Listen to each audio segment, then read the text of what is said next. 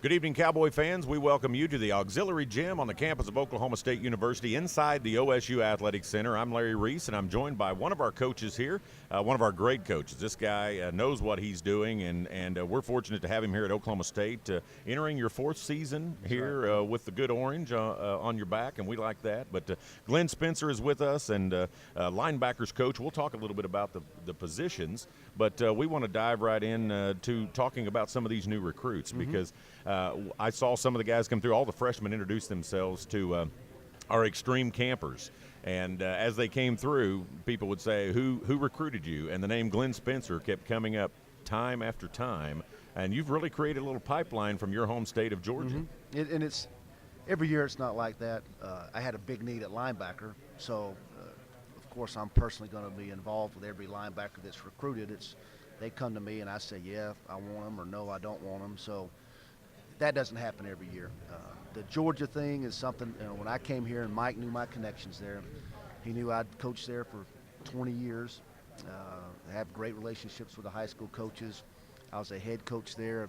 I think 19 or 20 coaches in Georgia, head high school coaches, I coached when I was there. And my history at Georgia Tech. Texas is where we're going to spend most of our time after we look at the state of Oklahoma. And we all understand that. But because of connections, I'm going to go in there, Larry, and by need, maybe pick out a couple guys to recruit that a guy that I know might not or might want to travel a little bit, And I just got to make a good fit early, whether we're going to spend the time and money to do that. But, every year I've been here, we've gotten at least one, maybe two, and you do that over a 4-year period. Now all of a sudden you got, 4 or 5 or 6 guys. A couple of them we tracked out of high school, sent to junior college. So 2 of those are in now this year that we recruited and liked and kind of tracked. So that's a big advantage too, especially defensive linemen. There's never enough defensive linemen. Sure. So if you can sign and place a kid and track his academics, make sure he's doing okay, then in 2 years you get him, there's a relationship already there. That's a good strategy also. There's a lot of coaches there that you're comfortable with. Obviously, you're comfortable with Georgia because you were there for so long, like you say. So, you kind of go to your comfort zone, but it's paying off for the Pokes. Yeah, and because high school football is so good there. Right. If I was from another state that didn't have spring practice and didn't traditionally have great athletes, Georgia's similar to Texas as far as the number of athletes that can play big-time ball, we feel. And it's just, you look at the signing chart, who's signing out of there, and it's enormous. Georgia doesn't have the population that Texas has. But just the metro Atlanta area, there's 4 or 5 million people in that population, so there's going to be some numbers there. Well, it's working out for Oklahoma State. There's no doubt about it. I think I heard about 9 guys say that Glenn Spencer recruited me, so a heck of a class that you brought in here. And we've joked, the real hotbed of recruiting for Oklahoma State has been Houston for many years, and it still remains that way. We've kind of joked that that's OSU to the south, but OSU to the east is kind of becoming Georgia thanks to your work. And, it's a team deal. I get involved, last year I get involved because Abilene was my area with a Herschel Sims, but right away, you have to, as a recruiting coach, you have to bring in that position coach. Right. And wherever that hot button is for that relationship, you let it go. You drop egos.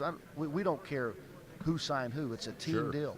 Okay, so when we sign a running back, it's that running back coach and that offensive coordinator has recruited them just as much as I have. Sure. And you can go every position like that. And strategically, that's the best way to do it because you start up relationships and you team recruit as much as you can.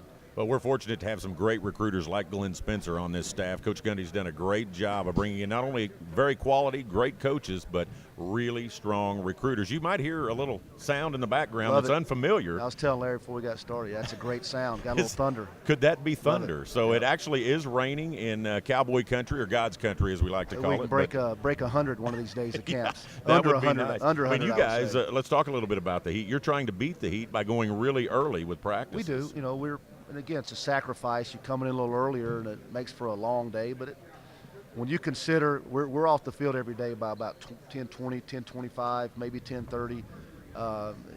It's just now starting to bake.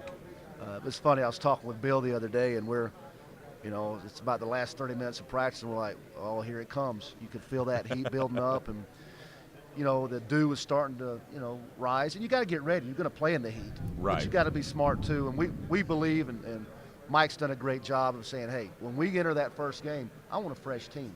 We're going to get our work done, but we want to be healthy. We don't want to just be crazy about it and be all banged up and have guys drop out every day. That's not real smart. Yeah, exactly. The wear and tear on the bodies. So that's smart to get up a little bit earlier. And That's I know right. it's tough on some of these younger guys, but it's good that you're doing that. Tougher on And the older guys yeah, like us. exactly. I'm right there with you. We appreciate you guys joining us on OSU Media Days here as we stream live at okstate.com. You can also log on anytime and see what's going on with the Pokes at CoachGundy.com. And, of course, you want to follow a little Twitter action with Coach Gundy. You can get that at Coach Gundy and get all of his live tweets as well. And we're going into the 111th football season for Oklahoma State. So never have we been ranked this high.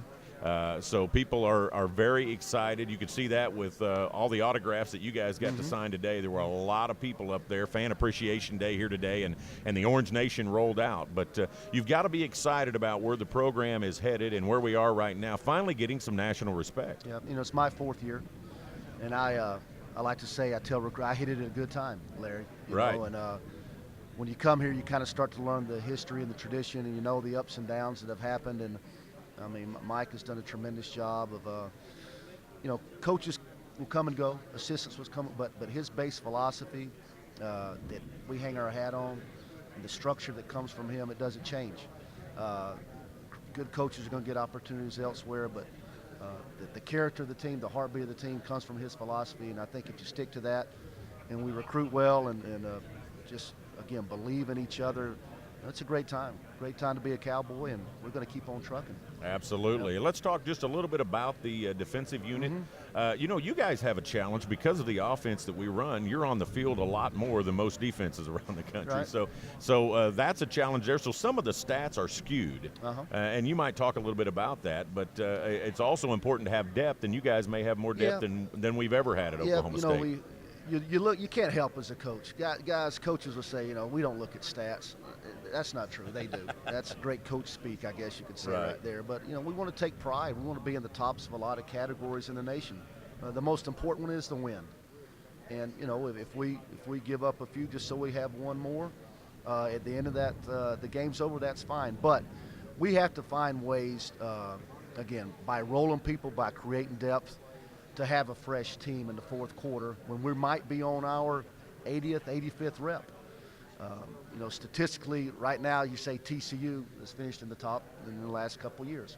Well, they're averaging about 58, 57 plays a game, where ours has been. Of course, we think the scoring happens a lot more around here, but that's true. There's no excuses. We're going to get better. We got to get better on 3rd down, getting off the field, creating more opportunities for our offense. But people realize when we get turnovers like we've been doing, that provides another drive for our offense to score real quick, and then we're back out there again. But it's exciting. I wouldn't trade it for a thing. We have to raise our game, and our guys take some pride in that. They know our offense is getting a lot of national recognition, which is tremendous. But our guys have some pride, and they want that for themselves. Sure. And, if they stay hungry and with the young talent and realizing the depth issues that are getting better for us, we'll be able to get better and better with those stats that you look at on Sundays after ball games. We appreciate you guys joining us here on okstate.com. We're at Media Days for the OSU football team and getting ready for the season to kick off. Practice has kicked off, and we're visiting with Glenn Spencer, linebackers coach. And, Coach, we'll wrap it up by talking about your position, linebacker. Yep. And you've got some young guys in there and some good ones, but you're also replacing some good ones. A guy like Ori Lemon, who was really kind of your quarterback on the defensive unit, did such a great job, and now he's down trying to make the team with the Dallas Cowboys. That's right. So that's a tough one to replace, but talk about your unit and what you expect for this year. Well, a little bit about Ori. Just so much of what he brought to the table besides just making plays, some things that maybe fans don't see. He was the heartbeat. He's the guy that, when I left to go back up in the box at halftime, he's rallying them before to get out. He's talking to the whole team. Those guys are special that just come along every so often, and Ori's that guy. Now, we have to replace his production, and we will. And it might not be one guy out there all the time, but our defense is designed for that Mike linebacker to be productive, just how it's set up. And he's got to be productive, and we're going to replace that production. That's the challenge. The other part of it, we have to develop leadership. But people don't realize Justin Jenton had a tremendous senior year. Right. And the way that happened was he got fed a little bit of reps the year before with Pat Levine as the starter. I was able to do the same thing last year with a Caleb Levy, who's taking over for Ori. Right. You do that every year, Larry, now you're going to create a little depth, and all of a sudden that guy that's starting for you, he really isn't so green. He's been tested a little bit. That being said, you lose Ori, you lose Justin, you lose Tolu, who gave us great depth last year. Those are 3 good inside linebackers. We signed a lot of young ones. Like you said, I was involved with that. And just the first couple of days, we got some talent there. I mean, we got some guys that can play. They're hungry. My trouble is trying to get all of them reps. Right. I got to find out who can play for us earlier, who we might need to redshirt, or who can make a statement this year. But I got 5 new ones just on the inside linebacker position. So it's an exciting camp. Those guys will step up, and we will replace that production. And the leadership's just got to come. That's the big thing that we're missing right now. But Larry, after 26, 27 more practices, I think that's going to happen too. Yeah, and you can hear, as Garth Brooks would say, the thunder rolls here in Stillwater. That's great. But Coach, just real quickly, give everybody who's at the top of the depth chart. I know it's really early when you're talking linebackers, and then maybe who are a couple of young guys you think have to step in early. The depth chart right now is what came out of spring because we're still in shorts. We start putting the pads on and playing real football. Right. I'll make some swaps maybe. And usually I like to maybe get into that first scrimmage before we make some moves. So right now, coming out of spring at the star linebacker position, I consider that we have 2 starters. Okay. Sean Lewis is running with the ones. James Thomas, it's like 1A.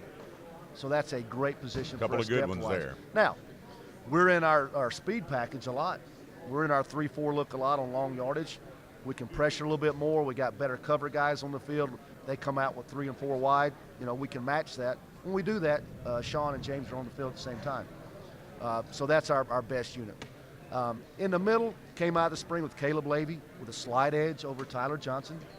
Caleb's a little more instinctive, got a great heart. Guys will see him, people will see him make a lot of plays this year. And then Tyler's athletic, just still learning to read, still learning to play fast. Coming to us from baseball, is that right? Yeah. So it's a great challenge just to get him ready to go to get us some reps last year. Got to feed him a little rep last year.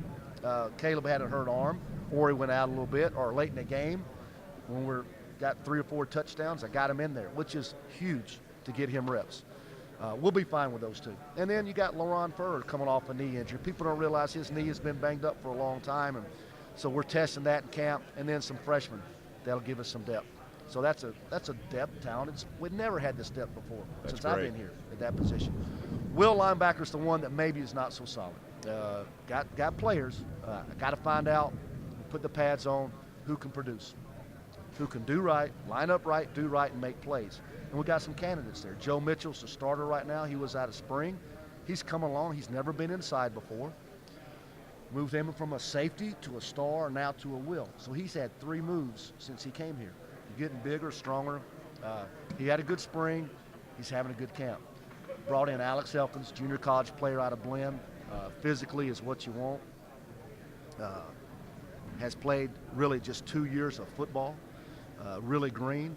His ceiling is huge, high ceiling. Right. People are going to see him doing a lot on special teams, and how quick he can catch them schematically. So we're still sound. So we don't compromise anything by the structure of the defense. You're going to see him play a lot. And again, pads. Let's talk again after that first scrimmage, and I can tell you more about that. And Chris Catlin, who came in mid-year. Right. He's got quicks. He's got great breaking ability. He's green. He's brand new to the scheme. So there's talent there, Larry, seriously. And it's just up to us, up to me and Bill, and to create those players, develop them as quick as we can. We're running out of time. We know the pressure's on to have a dominating unit there. But I've got all the confidence in the world that we're going to put some guys out there where everybody's going to be proud of, and the guys that can make plays. Well, I know the Cowboy Nation has faith in you and Coach Young and all of our defensive coaches, so good luck with the season. Thanks for joining us here, and I know that the Cowboy Nation is excited to hear you say the word depth with a smile on your face. Right. So, all right, Coach Spencer, thank you. Appreciate you, and good luck. All right. And we're going to throw it back to some video here. Stay with us. We'll have another guest coming up in just a minute. We're at OSU Football Media Days from the Auxiliary Gym inside historic Gallagher-Iba Arena and the OSU Athletic Center. So stay with us. We've got more coming your way after this.